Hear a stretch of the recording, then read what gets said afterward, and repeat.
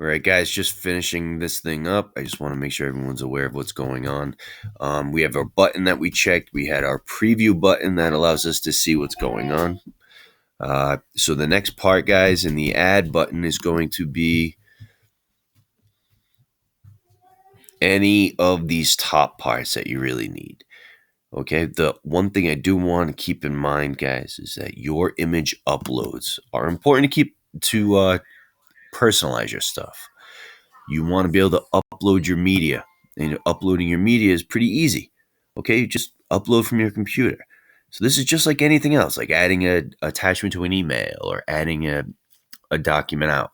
You can go through any of these aspects, your Drive or Facebook or Instagram, or you could just find it from Google, download it from your computer, and then upload it. Or you could drag and drop. Okay, but that's going to allow you to get your information out there. So that is how you upload your images. The text we just went through, again, keeping it simple may be beneficial for you guys at the beginning. Some of you guys are really good at this stuff. So add maybe one or two titles. And especially with these things, guys, you can use these. Okay, here's the text underneath. Here's your image. Here's a title. If you don't need the third one, just delete it and move it over, right? Symmetry. Lastly is the menus and pages. Make sure that you have at least 3 pages. Here we have home, about, service, and a sub page, which we've talked about, which is a gallery, and contact. So, I mean, even if you want to use the one that are here, you can rename these to make it the way you want it. That's the great thing about templates, okay?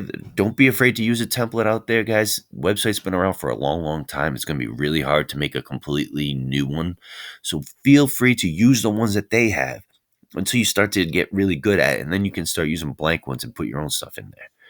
Okay, so renaming these to make sure, obviously, it goes with your stuff. You only need 3 pages, and that should be it. You can always add a page down here if you need more pages. I feel like most of your templates will have that. You'll have your add button here with all of this information. And then you have some really cool stuff down here, which is like the app market, but I don't want anybody spending any money on this stuff right now. All right. If I can get that, I will. But those are all the other options you have. Okay. And then always check the preview. And lastly, when you're done, you want to make sure this click saved. And then when we're done, you click done. And then you want to click publish. Click the publish. Publish will make it out to the public. It's not a great website. It's not a great URL. And we talk about the importance of that. But right now, we're doing pretty well. Okay.